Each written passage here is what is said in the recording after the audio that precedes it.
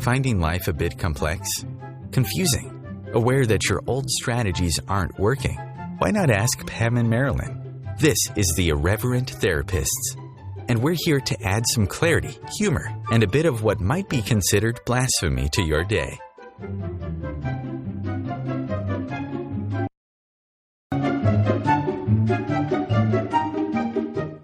Hello, everyone, and welcome. I'm Marilyn Bradford of the Irreverent Therapists, and of course, I'm joined today with my cohort and partner in crime, Pam Holdling. Hey, Pam. Hey, Marilyn, and hello, everybody. Yes, are you serious today, Pam? I am so serious. I cannot tell you how serious I am. I have the weight of the world on my shoulders. You have the weight of the world. That's it. Were you sent to save the world? Is that what it is? I think I'm one of many who feel like they have to They were save sent the to world. save the world. What is your job? I'm here to save the world. Okay. So why are we saying that? Because our topic today is, what if you got rid of serious? Most of us are taught that life is a very serious affair and that you must grow up and get out of your childish happiness. What if just the opposite were true? Can you imagine a life where happiness was your default position, where you didn't have to make anything serious or significant?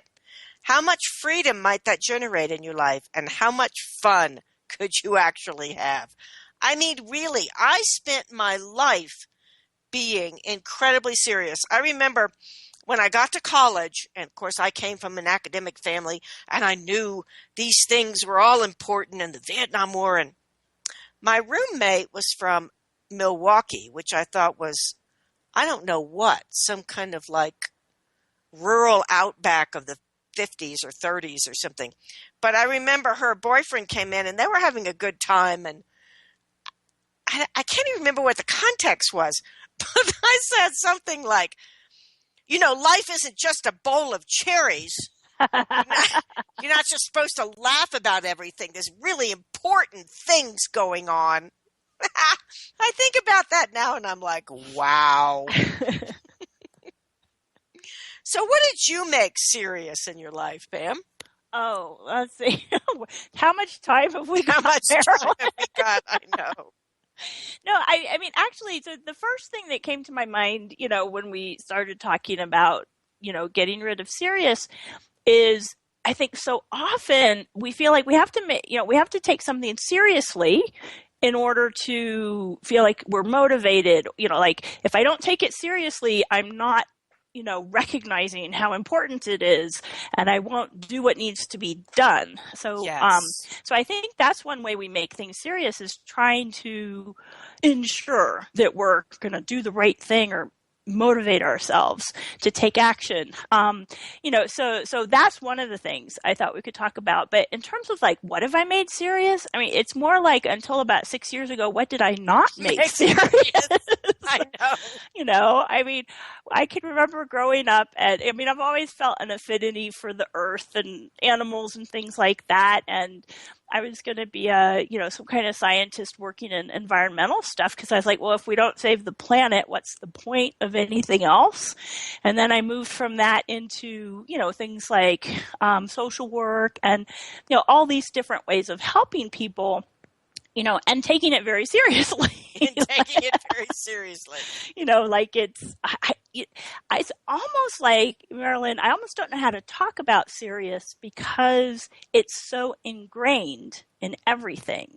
Yes. And that point of view of what if you don't have to take it seriously is so different. I'm not quite sure, how do we bridge that gap? Well, I think, yeah, it is. That's an excellent point. And I've sort of been looking at that too. And what I was going to jump to, I don't think I'm going to jump to. But there seems to be a misconception that, you mentioned it basically, that if you don't make something serious, and to me, that has an energy of heaviness and, then you can't, like you said, you won't do anything about it. You won't remember it. Yeah. But what I'm finding is just the opposite is true. Because what making something serious requires is an enormous amount of judgment. Yeah. And what judgment does is judgment is always destructive. Let me say that again. Judgment is always destructive because judgment cuts off awareness. And when you're willing to let go of the judgment, which is required for seriousness, then you can be aware. And then everything is available to you. Okay, that may be a little over the top esoteric for right now. No, but that's the thing. It's like we have this point of view that we have to take things seriously to get anything done or get anything to change, when actually the judgment involved and the cutting off your awareness makes changing something or doing anything, creating anything, so much harder, if not impossible. Yes. Yeah, and oh gosh, I forgot to turn off my other phone. See how bad I am? But I can't hear it, so that's a good love thing. it. Okay, I'm not going to worry about it then. So I want to talk a little bit more about that concept, because I don't want to lose people in the first 5 minutes or 9 minutes of our call. Like, what are you talking about? about? What are you talking about? Okay, so for example, let's just say that someone has, quote, betrayed me. They maybe stolen some money or... cheated on you. Pardon? Cheated on you. If you're cheated on me, something like that. Yes, you cheated on me. If I make it serious and significant, and serious and significant really have to be, it's like, love and marriage go together like horse and carriage. Serious and significant have to go together pretty much. If I make that significant, all I can see is my point of view and judgment that my husband cheated on me, and that's bad and wrong, and I am wrong, and our marriage is falling apart, and all of that. If I let go of the serious and significance and the judgment on it, and I can go, okay, my husband had sex with another woman. What does that actually mean to me? What does that actually mean to him? What does it say about what's going on in our relationship?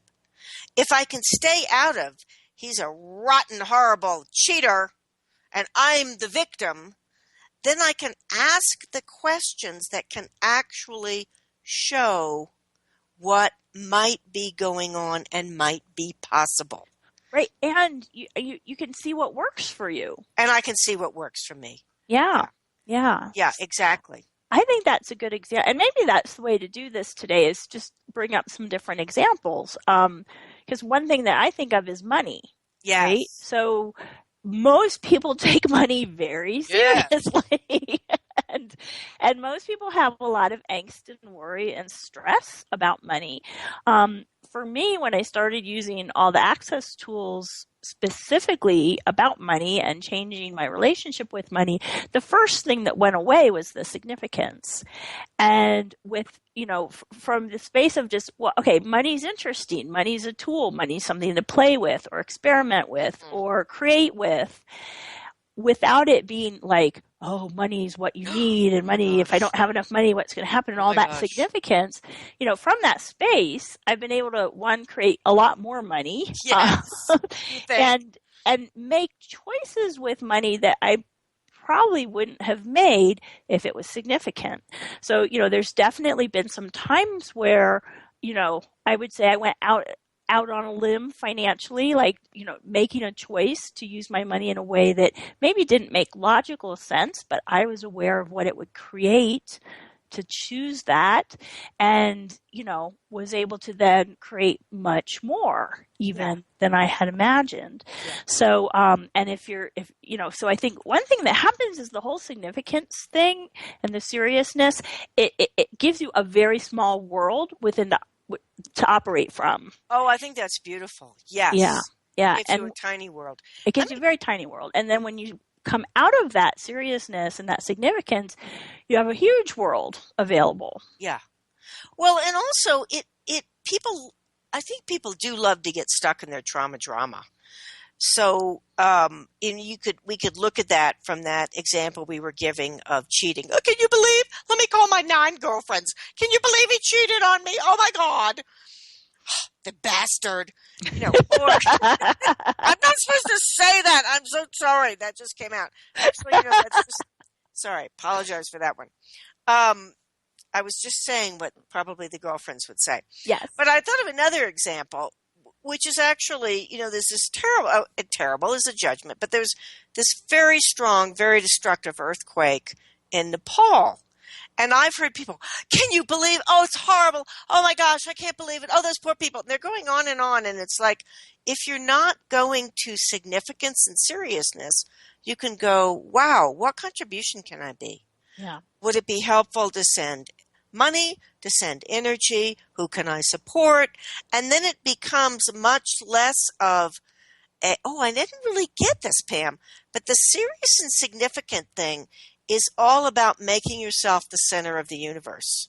Yes. Oh, that's brilliant. Yeah, and when you don't make yourself the center of the universe and can be in awareness, then you can really look at things from all kinds of different points of view. And, we're always about asking questions. You can ask questions, like I was just saying, whether it's about the cheating or about the money. It's like, okay, wow, apparently I'm in a bunch of debt. So what's possible here? Not, oh my God, I have all this debt. I can't do anything. I think I'll go to bed and drink a bottle of wine. Yeah. So it's really about an energy. By not making things serious and significant, you allow yourself to have an energy that's expansive and can allow for other possibilities to show up. Yeah. Yeah. And I also know we're about to go to a break. But when I come back, I'd like to talk about some other things that we tend to make serious and significant. Yes. Family, illness. Family? Do we make family significant? I can't imagine.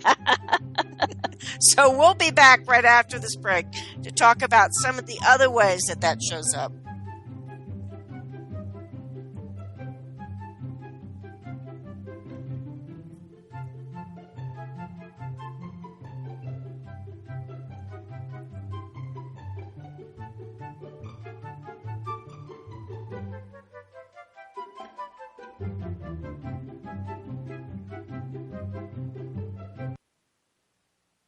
The future of Internet radio is here. OMTimes Radio. IOM FM.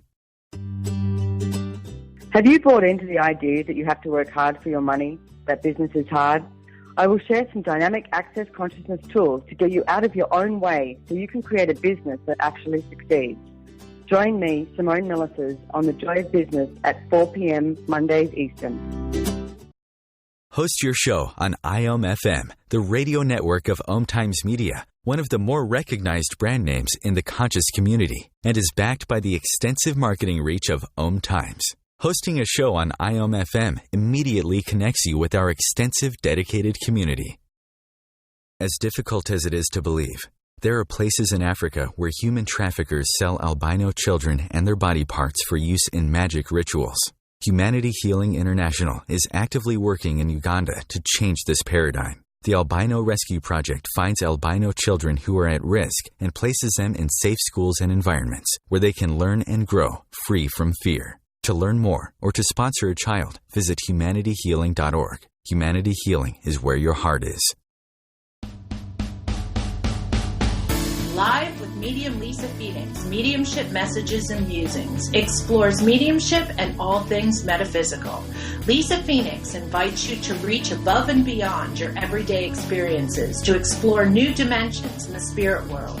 She will do live readings to connect callers to their loved ones in spirit, shares engaging stories and teachings from her own personal experience, and will have intriguing conversations with other mediums, spiritual teachers, and healers to help you understand the metaphysical world so you can connect to these forces in your day-to-day life.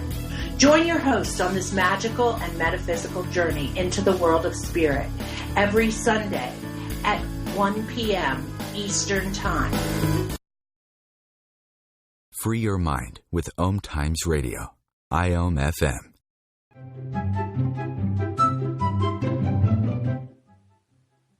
Welcome back, everyone. I'm Marilyn Bradford with Pam Hodling. We are the Irreverent Therapists, and we talk about all kinds of things that are considered irreverent and not appropriate and proper and politically correct and all of that. But what we'd really like to say is, hey, y'all out there, let's empower each of us to know what we know and move beyond what this reality and society and culture and everything else has told us we must be and do and must believe. So I guess I'm on a soapbox. I should be standing up.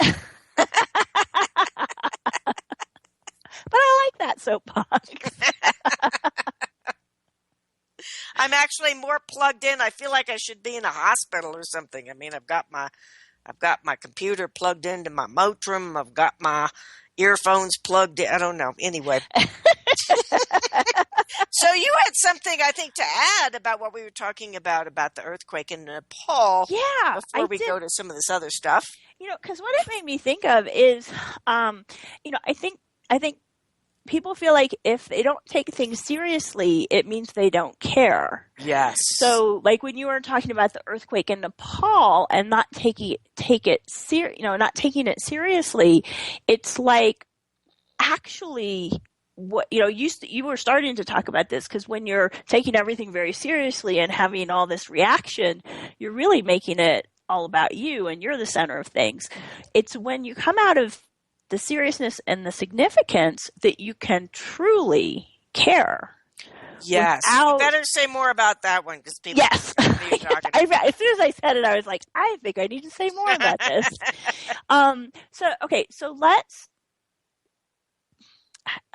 So something like the earthquake in Nepal.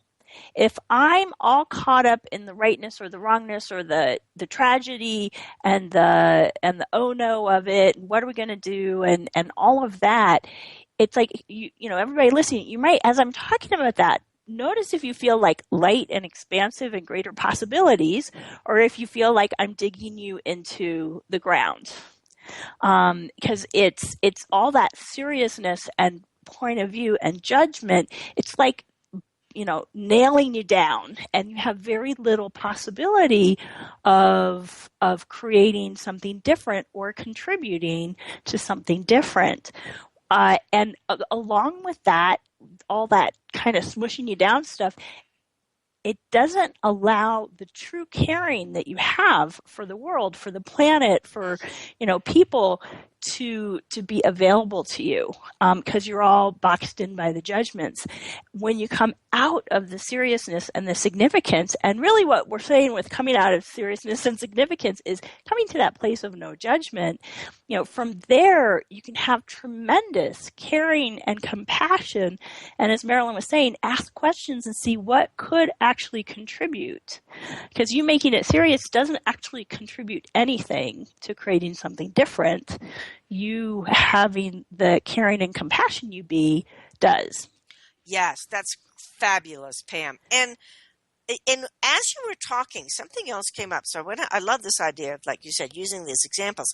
Let's go back to the cheating example, because I think one of the things that gets people off track with this is, suppose your husband cheats on you, and the choice seems to be, he cheated, it's horrible, awful, or he says to you, oh, come on, it's no big deal. Everybody does it.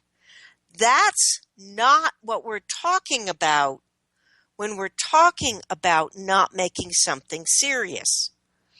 That's actually if you look at the energy of it, that's a completely different energy than actual awareness. That energy is the energy of denying you and what works for you, and it's the energy of rationalization and justification. Yeah. When we're talking about not making something serious, we're not talking about the energy of rationalization, of justification for something, because that's just, why would we talk about that, Ben?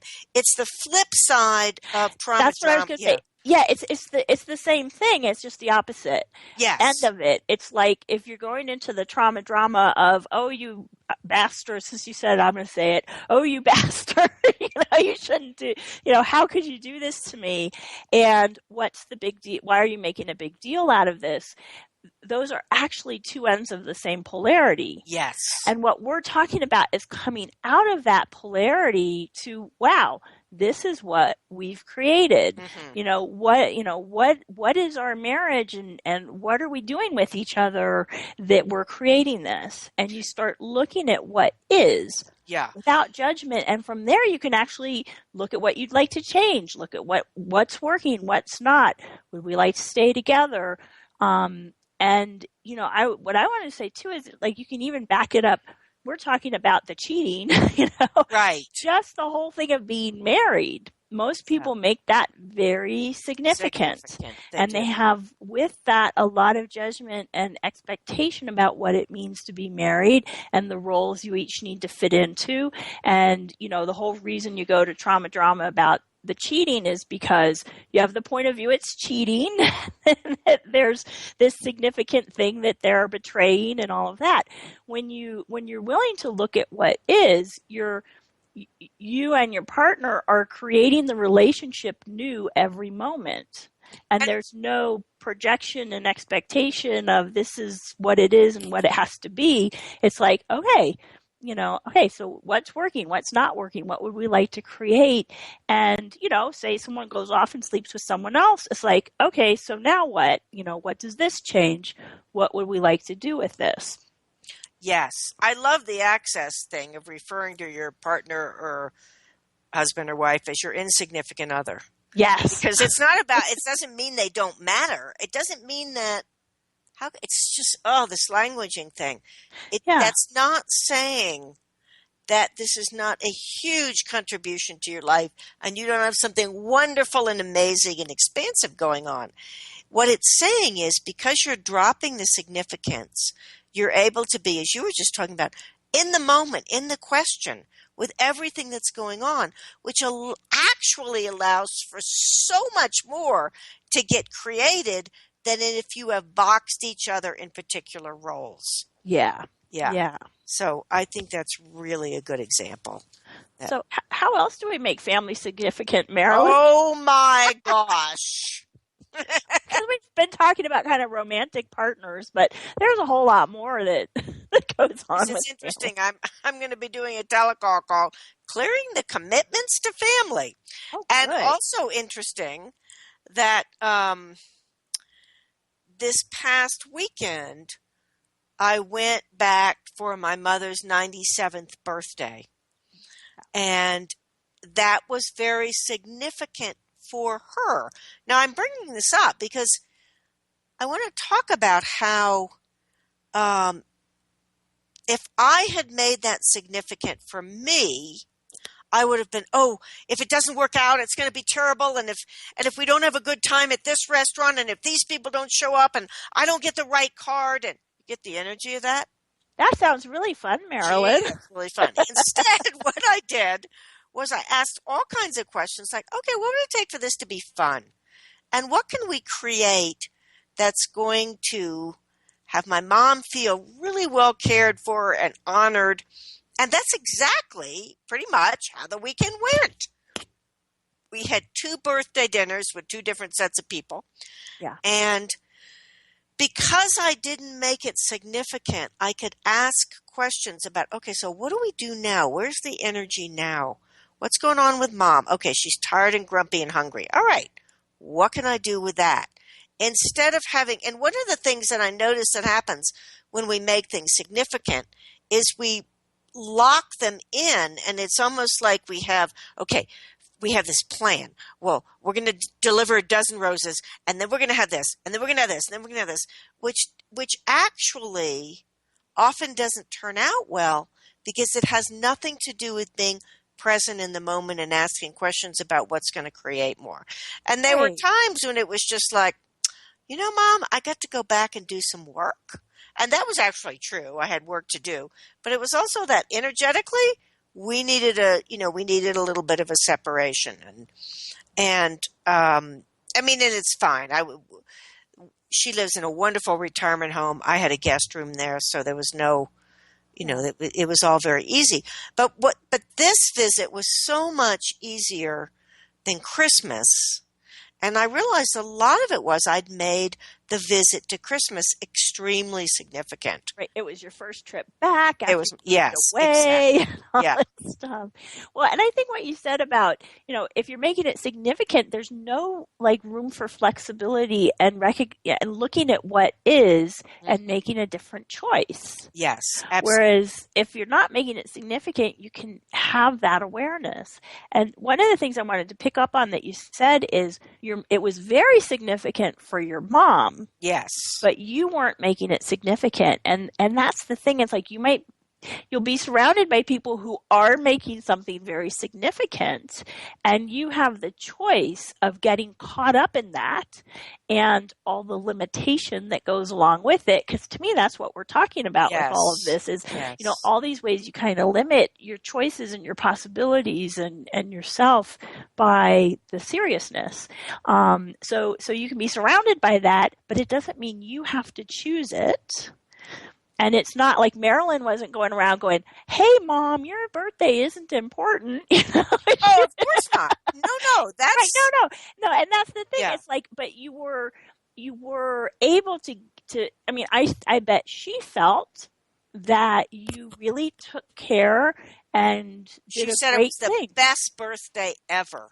Yeah. Because I wasn't making it significant, I was able to be aware of what would truly please her. I bought her a new plant.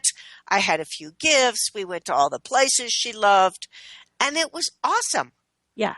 And because you didn't make it significant, your caring for her was able to come through. She received that. It Yes. was her best birthday ever. So I think that's just a beautiful example of everything we're talking about, where not making it significant and serious actually creates more. Yes. Rather than the point of view we all have of, if I'm not taking it seriously, nothing's going to change. Right. And I didn't make, because once again, because I wasn't making significant, I didn't make it about me. And Yeah. we will be back with more of seriousness in just a minute.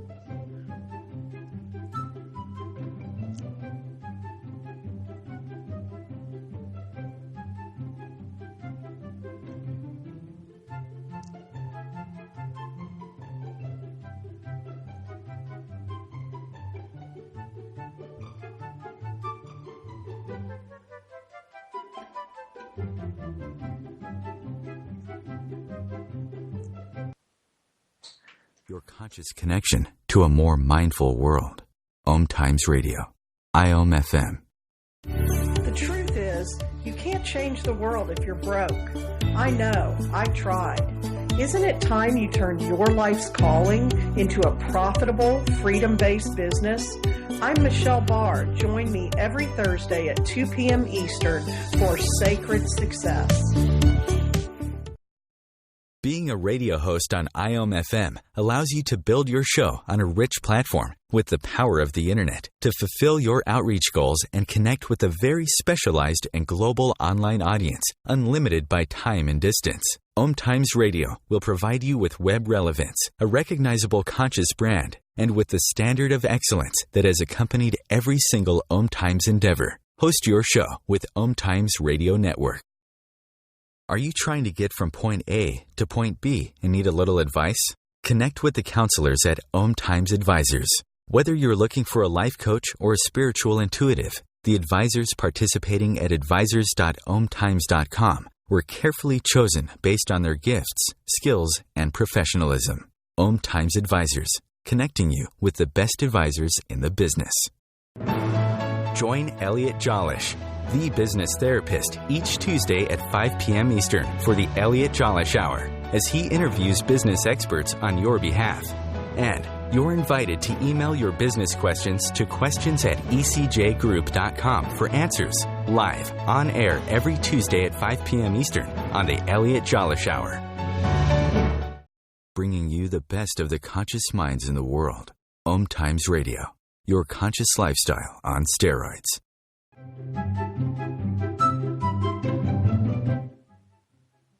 Hey, welcome back, everyone. Marilyn Bradford, and with me, Pam Hodling, the Irreverent Therapists. There's nowhere we won't go or anything we won't talk about.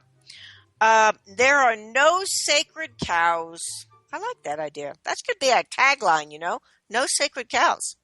Anyway, we're talking about everything that people make serious and significant. And we were talking a little bit about family and my trip back to my mom. So, Pam, you're a mom. What about kids? How do we make those significant Oh my goodness. and serious? You have that I mean, when I think about my first years of parenting, and it's so serious and it's so significant. I mean, from the moment you're pregnant, you're reading books about what do you have to do to be healthy and pregnant. And then, what do you do to take care of the baby? And there's all these different ideas of how to parent, and you're trying to find the right one. And it's all so significant because if you mess it up, you're screwing your kid up for life.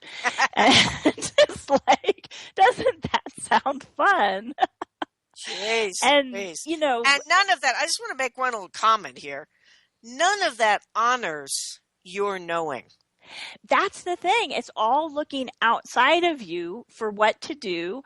And I think that's, we hadn't talked about this, but I think one thing that happens when you make things serious and significant is you almost have to look outside of you because it's so Yes. serious and important, and most of us are enough in judgment of ourselves that we'd feel like we can't possibly know everything you need to know about whatever it is. But yeah, so when I started using access tools with regards to parenting, it's like, and first I'll qualify this, even when I was caught up in the significance of it, I loved, being a parent and, You're a great mom. yeah, You I are am. just I naturally will an acknowledge awesome mom. that. And I wanted to be a mother, and I was really enjoying it. But I was always, thing after thing in my kids' lives, I would get, word like, oh gosh, now this is going on, and what do we do about this? And, and there was all this angst to go along with the joy. What happens when you come out of that seriousness with parenting is you're able to really see who your kid is. Who is this being in front of me, and who am I? And how do we come together in ways that work for both of us? And you get out of there is a way I should do things, and really into question and asking questions all the time. Because if you are a parent, there's nothing ever stays the same. As soon as you feel like you got things handled, they grow up, they change, and their development changes, and whatever's going on doesn't work anymore, and you have to adjust. And I think that's, one thing that makes me think of Marilyn is, one of the things we talk about is a system versus a structure. Yes. And when you have a system, you can adapt that system. The system can respond and change. A structure is like, this is the way so government is a structure. It's like, this is the bureaucracy, and this is the way it is, and it's hard to change it. So if you're going about parenting from structure, which I think is what we do when we make things so serious and significant, is like, I need to find the right way to do this because I've made it so serious. Of course, I need to do it right. That's a judgment, yes. Right. Everything coming out of my mouth is judgment, but that's what we do. If I've made it important and serious and significant, it makes it very important to do it right, and to find what the right way is, and to look to others to tell me what to do, or give me the information I need. And then I'm constantly in judgment of myself of, am I doing it well or not? Am I doing it right or not? Am I messing my kids up or not? Which frankly, as I'm saying it, it's like, let's just puke right now. Right? And it's not that fun for the kids, for the kids then too. That's where the parents are like, this is the way it is, and this is how we have to do it. When you're willing to come out of that seriousness, and to me, Marilyn, allows you to be present in the moment with what is, and choose from there rather than choose from all the shoulds and the supposed tos and the, well, what if I choose wrong, then what's going to happen to my kid? Well, you said something back up there, Pam, that was just absolutely fabulous and brilliant, which was that getting out of the seriousness allows you to actually be aware of who your kid is. Yeah. Because that's the thing about making something serious and significant. And parenting, this is a beautiful example, because it's all about, all right, at 3.2 years, your child should be doing this. And if your child is doing this, it means this. Yeah. And children should, and it reminds me of the stuff we've talked about, in the past with identities, like, as a Smith, I do this. As an Italian, I do this. Mm-hmm. As a Muslim, I do this. As a member of this political party, I do this. None of that has anything to do about who anybody is. Yeah. Yeah. And if you don't make things serious and significant, which is all about imposing, as you said, a structure, a box, a rules, meaning. Oh my gosh, we haven't even talked about meaning to something.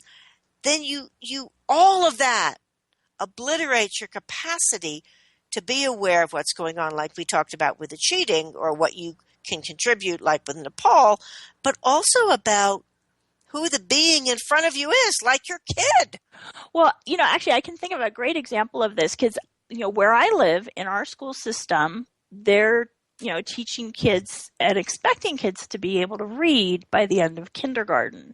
Wow. And, physiologically, the wiring in some kids' brains isn't there for, so that kids get it at different ages. And if you have that structure of, okay, the kids have to read by the end of kindergarten, so you're sending kindergartners to summer school because they didn't learn to read yet, and the kids are feeling like they're not smart, and the parents are, worrying about their kids. Instead, if you're really seeing who's the kid in front of you and asking questions, you can ask questions and have awareness of what's going on, and you say, okay, so is there a problem here, or is he just not ready yet? Yeah. And it's like, oh, he's just not ready yet. Cool. We're going to relax and teach him to read next year. Yes. But when you're in a structure, there isn't that flexibility. When you have a system, you can just say, hey, not ready yet. Cool. We'll work on other things. Get back to reading later once their brain wires the way to, it needs to be to read. Yeah. Well, and that's, oh my gosh, I've had so many anxious parents in my psychotherapy practice over the years. Mm-hmm. And there's that kind of parent, and then there's the parent, and I know I mentioned this on some of our shows, but this parent had a child. She was quite bright. I mean, I don't know what her IQ was, but she was very bright, but chose through, it doesn't even matter. She was not that secure in herself. But her child was an outright, downright genius. His IQ was like 180 or between 160 and 180. And he didn't fit in. Yeah. So she had the other kind of, I don't care if he's creating things at 5 that, people at 25 can't do. He doesn't fit in. He doesn't have the social skills. Yeah. And that's not really looking at your child. It's making what other people have decided is right, serious, and significant, rather than going, okay, I've got this really amazing, wacky kid. How do I support that kid? And she was a very loving mother. In fact, she thought that, being hard on him socially was supporting him. It wasn't, but that's what we worked on, and that was that.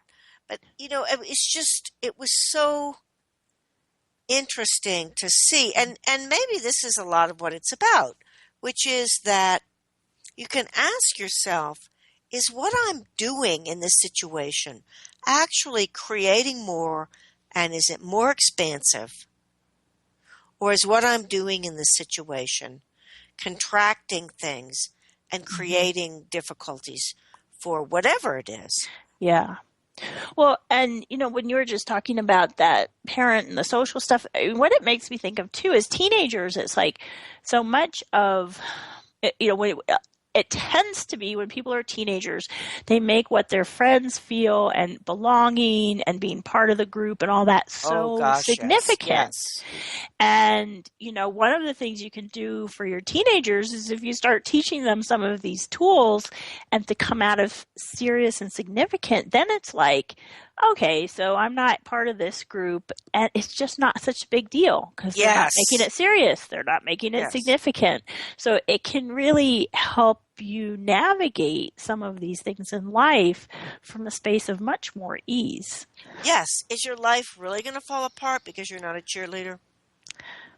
It is if you're making it very significant. It is if you're making it serious and significant. Absolutely, absolutely. Yeah. And there are other things. I mean, I know that one of the things, I've had an interesting family life with a lot of death and a lot of kind of insanity, and we all made it very significant. Yeah. My sister died of leukemia at 34. And when I look back on it, gosh, I wish I'd known then what I know now. Yeah. But, I was like wailing as she was dying instead of going, hey, hon, I totally love and adore you. And whatever you need to do, if you need to go now, that's fine. And when you don't make these things serious and significant, then you create so much more for the other person. Yeah. And I didn't do that. And it's okay. I don't even need to make that serious and significant. Right. Well, it's interesting because as you talk about that, what I realize is when my mom died when I was 30, I think I actually didn't make it serious and significant. Like I didn't have the point of view that it's terrible, she's dying too young, all that. It was just like, it's what is. Yeah. And, and what I want to say is it doesn't mean I didn't grieve. Doesn't mean I didn't wish she was still around. Exactly. Making it so significant and serious. It doesn't, like we said before, it doesn't mean you don't care. It's just you're not adding on these extra layers of all this stuff that leads you to suffering so much more. It's like, because if it's so significant and serious that she died and she died of cancer and I'm only 30 and I don't have a mother anymore and blah, blah, blah. It's like that all goes away if I'm willing to just be in the moment, ask questions, what's possible here, what can I be for her? What can I receive from her? So I actually had a beautiful... Yes, and we will be back. And thank you for that, Pam. That's awesome. Yeah.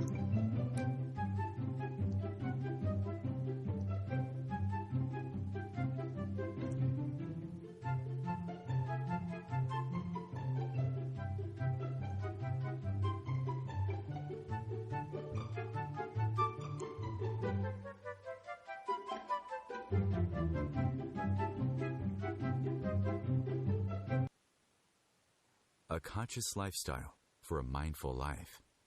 OMTimes Radio. IOM FM. Hi, this is Sylvia Henderson, intuitive life coach and energy healer. Are you ready to elevate and rise way above your normal? Be sure to listen to my show, Intuitive Transformations, on OMTimes Radio, Sunday evenings at 9 p.m. Eastern. Get the inspiration you need to transform your life. Host your show on IOM FM, the radio network of OMTimes Media, one of the more recognized brand names in the conscious community, and is backed by the extensive marketing reach of OMTimes. Hosting a show on IOM FM immediately connects you with our extensive dedicated community. Have you ever wondered how to change your love paradigm? The secret key is finding a love partnership, not just a regular connection. How do you find these? Through conscious relationships. Ascending Hearts Dating is a dating site for people like you that believes in second chances and a different type of spiritual connection. Try Ascending Hearts for free today at ascendinghearts.com and change your love paradigm. Ascending Hearts, the premier dating community for the spiritually awake. Welcome to The Gathering Around My Kitchen Table on Equilarium FM, Wednesdays at 1 p.m. Eastern Standard Time. Join my guests as we integrate spirituality into everyday reality with vibrant conversations, inspired interviews, and my latest channeled guidance to inspire and brighten your day. I'm Claire Johnson, and together we'll be raising vibrations across the nations. Conscious media for conscious minds. OMTimes.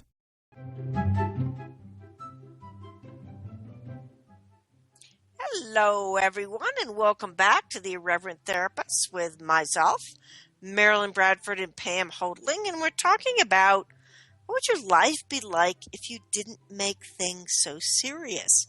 And really, how much energy could that free up? One of the things, I mean, this is a totally different sort of take on this, but I realized that I used to make things as a child. I felt like a nobody as a kid, and that's neither here nor there because that was a long time ago. But I was the youngest. I was the smallest. I couldn't seem to do things, So I'd make all these things significant, like, oh gosh, we don't have any eggs for breakfast this morning, or I mean, it was just nuts. But it was in a way my way of establishing myself in the world. And I think that's what a lot of us use making things significant for. It's like, well, this is who I am. I care about the earth, or I care about this political party, or what they're doing is wrong, or, what they're doing is right, and we need to get out there and support it. And what happens is, if you begin to make that your identity, you actually lose your sense of who you truly are. So I have no idea how I got to that. But that's what while we were on break, that's what was coming up for me. The way we tend to define ourselves by what we make significant. Yeah, I think that is so true, that it's, because if I look back at my younger years, it is those things that I decided were important and significant that I defined myself by. And when I started coming out of making things significant, then it's like, I don't even have to define myself. Right. I can choose to be whoever I choose to be in the moment. And that's, that allows you so much more possibility. But I think that's very frightening for people. Yes. Because right. I mean, if you're actually willing to be less defined, you have more open to you. So, for instance, I used to define myself as an East Coast liberal intellectual. Gee, that's a lot of freedom, isn't there? Right. That's a nice box. You have to That's fit a nice yourself box. and judge yourself for, are you in it But or I made not? it incredibly significant. I used to make it significant where people went to college. I used to make it significant what people had scores on their SATs, because that's what I was taught was significant. And that's another thing that I would like to encourage our whole audience to look at. What is it that you were taught was significant, that you bought hook, line, and sinker, because that's what we do. We don't know how not to do that. And it could have been like me, East Coast intellectualism. It could have been Southern Baptist. It could have been Australian outback, be a man. It could have been, African. Texas independence. Yeah, it could be anything, because it's all over the world. We have these cultures and religions and ways of being and doing that we're taught are actually significant, and who we are and what we need to believe in and what we need to do. And yet, how much does that actually limit you and who and what you can be and who and what you are? Oh, yeah. You know what this makes me think of? So when I was in college, I was a math major because I was so good at math, right? So I just was a math major. And I can remember when I wanted to go to graduate school in social work and calling my college advisor. I mean, one, I was going to get a reference from him, but it's almost like I needed his permission to not do math. Wow. He actually said, because the way I was talking about it, he was like, Pam, it's okay. You don't have to do math just because you're good at it. Wow. Yeah. But I had so defined myself by the things I was good at that it was hard to break out of that to choose something different. Yeah. Yeah. And, and I think that goes right along with what you said about significant, because to me, math was very significant because, man, I shone in that. And so and it's good to shine. It's nice to shine in something. It is. But if you make it significant, then you're stuck there. Yes. If it's just one of the many things I'm good at, then it's all you have choice. Yeah, absolutely. Yeah, actually, it was so interesting. You're not going to believe this, Pam, but at one point in my life, I was actually quite good at accounting. No way. No, absolutely. I don't know, but I was married to a builder, and he had this sort of high-end building business, and I decided to keep the books. I didn't have a, quote, regular job. And our accountant said, well, the way you do it is highly irregular, but it works.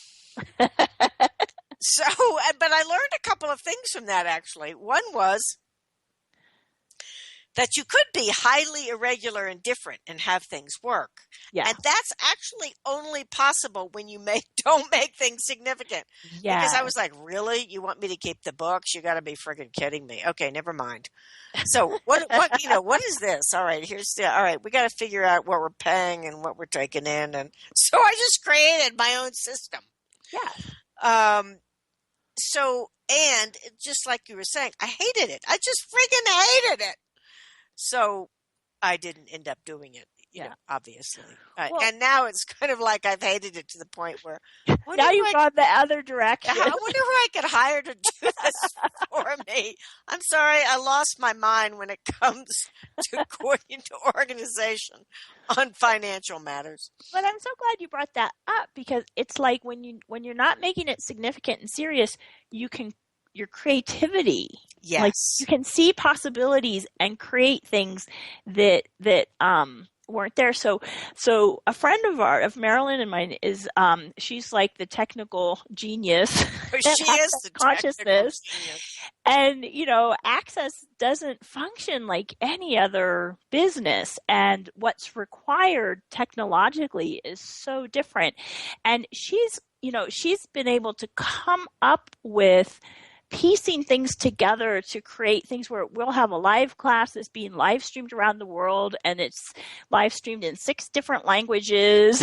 It's like all these things that should be impossible, but she doesn't make it. She's not like, oh my God, this job is so important, and if I don't get this right, blah, blah, blah, blah. She's not in the significance and seriousness of it. So she's able to create things that nobody else even thinks of or could create. Yeah, I had no idea before someone told me that Access was on the forefront of live streaming with like 9 different translatings going on at the same time. And that's exactly it. We have this group of people who are like, okay, how do we do this? Not, oh my gosh, it's never been done before. I wonder, I can't possibly. It's like, all right, this is what's required. What would be fun here? And how do we do it? And how do we put this all together? And Yeah.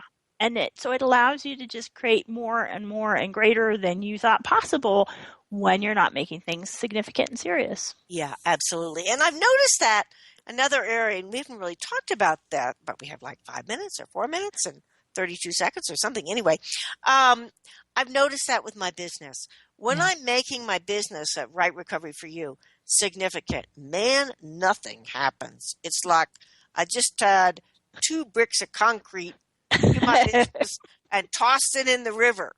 When I'm going, nothing's happening, nothing's going anywhere, and you're drowning. And I'm drowning. What would be fun here? What would you like to create? And oh my gosh, and I have this great assistant, and she's always coming up with these awesome things. And what I've also learned is when I make it significant, I am the owner and the creator. Oh my gosh, does that stop everything? When I don't make it significant, I'm like, hey, what do you know? What else could we do here? What's possible here? And she and various other people I talk with come up with these amazing ideas. And I'm like, oh my gosh, I never would have thought about that. So cool. Let's do that. Well, yeah, because when you're making it serious and significant, it's like you've got to be in control, because this is so serious. If you let other people try and do things, what if they mess it up and all that kind of thing? I'm not saying that you function from there, but no, I was called a control freak today, so I'm good with it. but what I heard you saying, Marilyn, is when you're not making it serious and significant, you can receive the contribution that other people would like to be to you and to your business. Exactly. When we make things so serious and significant, it's like we shut out everything that could be contributing to us and to what we'd like to create.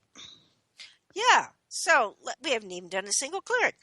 Everywhere you're shutting out everything that could be contributed to you and what you would like to create by making things significant and by defining things and identities and this and that. So would you be willing to destroy and create that times a godzillion? Yes, right and wrong, good and bad, pod, poc, all nine shorts, boys and beyonds.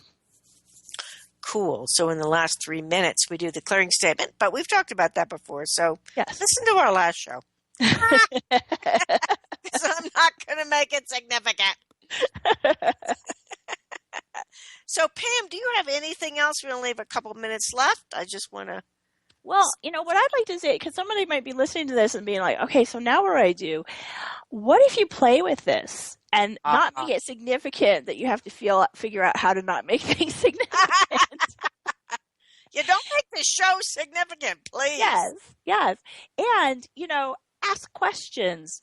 Look at the energy of things. And if you notice yourself making something significant, you can use that clearing statement Marilyn just did. Everywhere I'm making this significant and important. Destroy and uncreate it times a godzillion. Yes. Right and wrong, good and bad, pod, poc, all nine shorts, boys and beyonds, or all that stuff Marilyn and Pam said, if you can't get those words out. So. Yeah, that's awesome because that's it. You don't have to make it significant to stop making things significant. Yes. It's really about just moving from that space into the space of question. Yeah. And into the space of, okay, if I weren't making this significant, what would I actually like to create? What would actually be cool? Okay, thank you all. We are at the end of our time. So grateful that you joined us. Bye, everybody. Bye, everyone. We'll be here next week with Who Are You Putting in Front of You?